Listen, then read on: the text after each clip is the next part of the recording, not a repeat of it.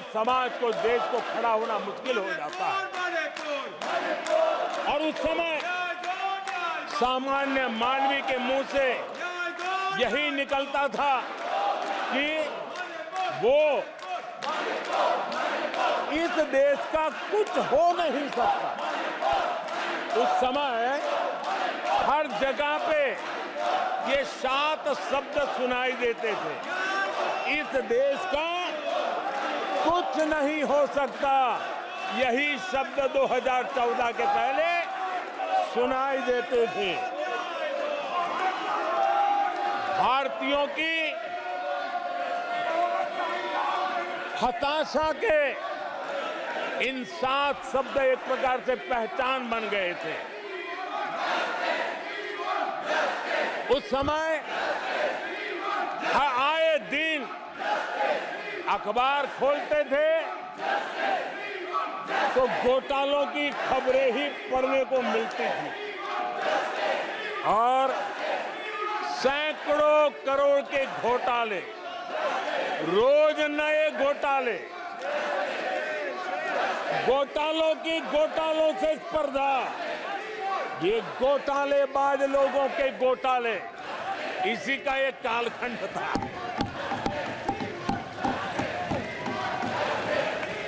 और बेशर्मी के साथ सार्वजनिक रूप से स्वीकार भी कर लिया जाता था कि दिल्ली से 1 रुपया निकलता है तो 15 पैसा पहुंचता है। 1 रुपये में 85 पैसे का घोटाला। इस घोटालों की दुनिया ने देश को निराशा की गर्त में डुबो दिया था। पॉलिसी पैरालिसिस था, फ्रेजाइल 5 में पहुंच चुके थे। भाई भतीजावाद इतना फैला हुआ था कि जिसके लिए सामान्य नौजवान तो आशा छोड़ चुका था कि अगर कोई सिफारिश करने वाला नहीं है तो जिंदगी अटक जाएगी। ये स्थिति पैदा हुई थी। गरीब को घर लेना हो, हजारों रुपए की रिश्वत देनी पड़ती थी। आदरणीय सभापति जी, अरे गैस के कनेक्शन के लिए मेंबर पार्लियामेंट के यहाँ, सांसदों के यहाँ अच्छों को चक्कर काटने पड़ते थे और वो भी बिना कट के लिए गैस के कनेक्शन नहीं मिलते थे। आदरणीय सभापति जी, मुफ्त राशन भी पता नहीं कब बाजार में दुकान पर बोर्ड लटक जाए, हक का राशन नहीं मिलता था, उसके लिए भी रिश्वत देनी पड़ती थी। और हमारे ज्यादातर भारतीय भाई बहन इतने निराश हो चुके थे कि वो अपने भाग्य को दोष दे करके, अपने नसीब को दोष दे करके जिंदगी काटने के लिए मजबूर हो जाते थे। आदरणीय सभापति जी, वो एक वक्त था 2014 के पहले जब वो 7 शब्द हिंदुस्तान के जनमन में स्थिर हो चुके थे। निराशा की गर्त में डूबा हुआ समाज था। तब देश की जनता ने हमें सेवा करने के लिए चुना और वो पल देश के परिवर्तित युग का प्रारंभ हो चुका था। और 10 साल में मैं कहूंगा मेरी सरकार की अनेक सफलताएं हैं, अनेक सिद्धियां हैं, लेकिन एक सिद्धि जिसने हर सिद्धियों में भी जोर भर दिया, ताकत भर दी, वो थी देश निराशा की गर्त में से निकल करके आशा और विश्वास के साथ खड़ा हो गया। देश में आत्मविश्वास बुलंदी पर पहुंचा और उसके कारण वो सब वक्त का जो शब्द थे देश की युवा पीढ़ी की डिक्शनरी से निकलने लगे। धीरे धीरे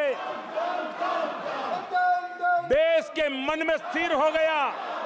जो 2014 से पहले कहते थे कुछ नहीं हो सकता, वो कहने लगे तब इस देश में सब कुछ हो सकता है, इस देश में सब कुछ संभव है। ये विश्वास जताने का काम किया हमने। जब हमने सबसे पहले तेज 5G रोल आउट हमने दिखाया, आज देश कहने लगा तीव्र गति से 5G का रोल आउट होना। देश गौरव से कहने लगा भारत कुछ भी कर सकता है। आदरणीय सभापति जी, वो एक जमाना था जब कोयले घोटाले में बड़ों के हाथ काले हो चुके थे। आज कोयले का सर्वाधिक उत्पाद, सर्वाधिक प्रोडक्शन, आज कोल प्रोडक्शन के विक्रम हुए हैं और इसी के कारण देश अब कहने लगा है अब भारत कुछ भी कर सकता है।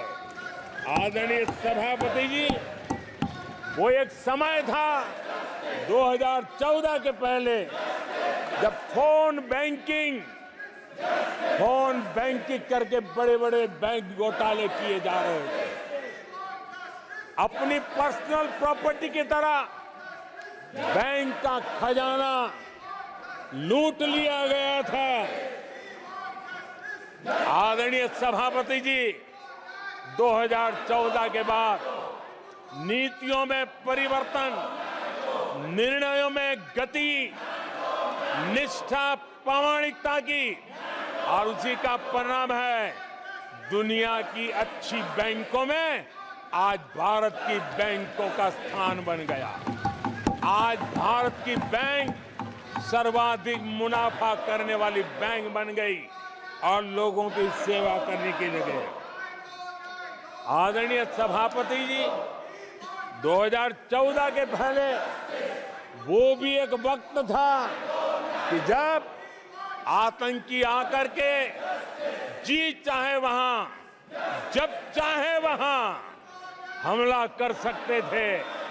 2014 के बाद स्थिति ये बनी कि जब वहां उस समय 14 के पहले निर्दोष लोग मारे जाते थे, हिंदुस्तान के कोने कोने को टारगेट किया जाता था और सरकारें चुपचाप बैठी रहती थी, मुंह तक खोलने को तैयार नहीं थी। आज 2014 के बाद का हिंदुस्तान घर में घुसकर मारता है, सर्जिकल स्ट्राइक करता है, एयर स्ट्राइक करता है और आतंकवाद के आकाओं को भी सबक सिखाने का सामर्थ्य दिखा दिया है।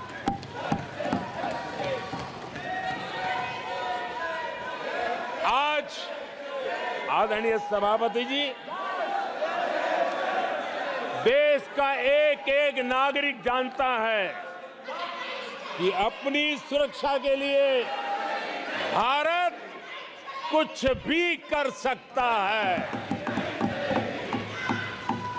आदरणीय सभापति जी, आर्टिकल 370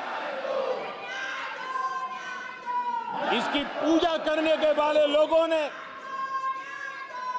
वोट बैंक की राजनीति का हथियार बनाने वालों ने 370 को, उसने जम्मू कश्मीर का जो हालात कर दिए थे, वहां के लोगों के अधिकार छीन लिए थे।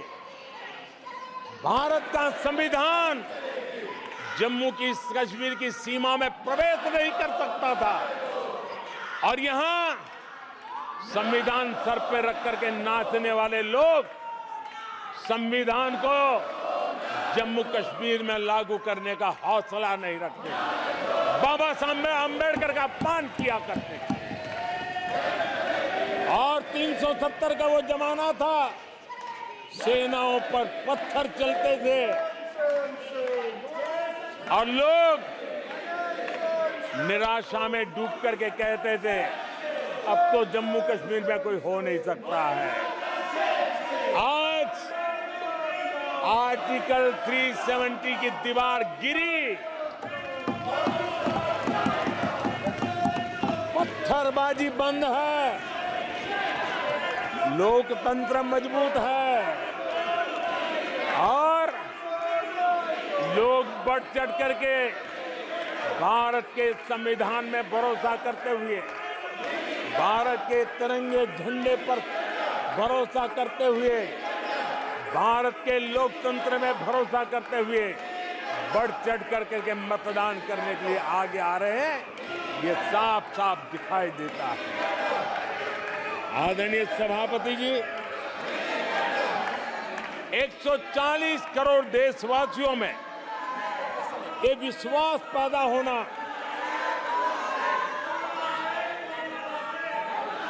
ये उम्मीद और जब विश्वास जगता है तो विकास का वो ड्राइविंग फोर्स बन जाता है। इस विश्वास ने विकास का ड्राइविंग फोर्स का काम किया है। आदरणीय सभापति जी, ये विश्वास विकसित भारत संकल्प से सिद्धि का विश्वास है। आदरणीय सभापति जी, जब आजादी का जंग चल रहा था और जो भाव देश में था, जो जोश था, उत्साह था, उमंग था, जो विश्वास था कि आजादी लेके रहेंगे, आज देश के कोटि कोटि जनों में वो विश्वास पैदा हुआ है, जिस विश्वास के कारण आज विकसित भारत होना एक प्रकार से उसकी मजबूत नींव इस चुनाव में शिलान्यास हो चुका है। जो ललक आजादी के आंदोलन में थी, वही ललक विकसित भारत के इस सपने को साकार करने में है। आदरणीय सभापति जी, आज भारत के लक्ष्य बहुत विराट है और आज भारत को एक ऐसी स्थिति पे 10 साल में पहुंचा है कि हमें खुद से ही स्पर्धा करनी है, हमें ही अपने पुराने रिकॉर्ड तोड़ने हैं और नेक्स्ट लेवल पर हमें हमारी विकास की यात्रा को ले जाना है। 10 वर्षों में भारत विकास की जिस ऊंचाई पर पहुंचा है, वो हमारी प्रतिस्पर्धा का एक मार्ग बन चुका है, एक बेंचमार्क बन चुका है।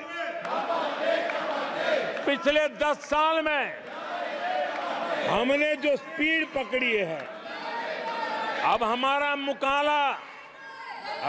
मुकाबला उसी स्पीड को और ज्यादा स्पीड में ले जाने का है और मेरा विश्वास है देश की इच्छा को हम उसी गति से पूरा करेंगे। आदरणीय सभापति जी, हम हर सफलता को, हर सेक्टर को नेक्स्ट लेवल तक ले जाएंगे। आदरणीय सभापति जी, 10 सालों में भारत की इकोनॉमी को 10 साल के अल्पकाल में हम 10 नंबर से इकोनॉमी को 5 नंबर पे ले गए हैं। अब हम नेक्स्ट लेवल पर जाने के लिए जिस गति से निकले हैं, अब हम देश की इकोनॉमी को नंबर 3 पर ले जाएंगे। आदरणीय सभापति जी, 10 सालों में हमने भारत को मोबाइल फोन का बड़ा मैन्युफैक्चरर बना दिया। भारत को मोबाइल फोन का बड़ा एक्सपोर्टर बना दिया। अब यही काम इस हमारे टेन्योर में सेमीकंडक्टर और अन्य सेक्टर्स में हम करने जा रहे हैं। दुनिया के महत्वपूर्ण कामों में जो चिप्स काम में आएगी, वो चिप्स मेरे भारत की मिट्टी में तैयार हुई होगी। मेरे भारत के नौजवानों की बुद्धि का परिणाम होगा, मेरे भारत के नौजवानों के परिश्रम का परिणाम होगा। ये विश्वास हमारे भीतर है। आदरणीय सभापति जी, हम आधुनिक भारत की तरफ भी जाएंगे। हम विकास की नई ऊंचाइयों को, लेकिन हमारी जड़ें जमीन से जुड़ी रहेगी। हमारे पैर देश के जनसामान्य की जिंदगी से जुड़े रहेंगे और हम 4 करोड़ गरीबों के घर बना चुके हैं। आने वाले इस टेन्योर में तेज गति से 3 करोड़ और घर बना करके इस देश में किसी को भी घर के बिना रहना ना पड़े, ये हम देखेंगे। आदरणीय सभापति जी,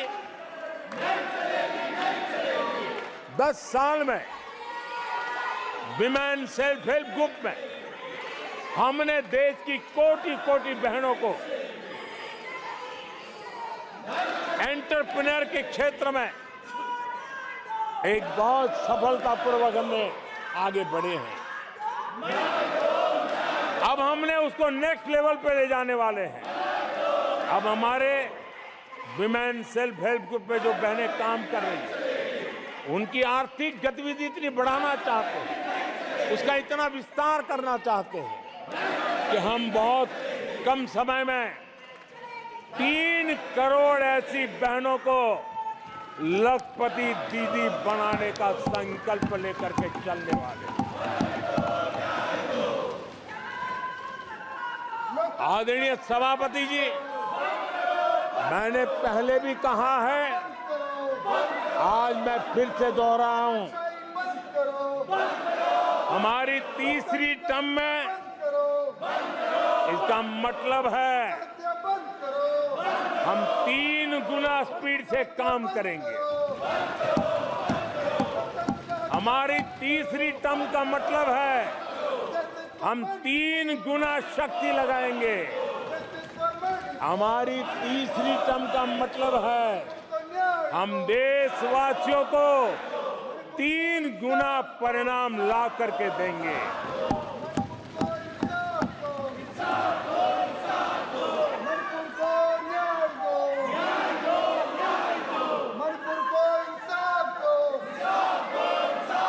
अपने सदस्यगणों, नेता प्रतिपक्ष माननीय सदस्य, मैंने सबको मौका दिया। आपने 90 मिनट बोला, ये संसद में तरीका ठीक नहीं है।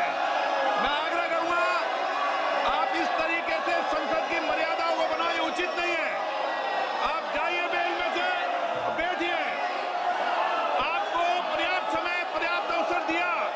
आपको 90 मिनट बोलने दिया और समय पूरा दिया। आपकी सभी सदस्यों को बोलने का अवसर दिया, लेकिन आप जब सदन के नेता बोलते हैं, जिस तरीके का व्यवहार करते हैं, ये संसदीय परंपराओं के अनुरूप नहीं है। और ये इतनी बड़ी पार्टी जो लेकर आप चल रहे हो, उसकी परंपराओं के अनुरूप भी नहीं है। ये 5 साल ऐसे चलने वाला नहीं है। माननीय प्रधानमंत्री जी। आदरणीय सभापति जी,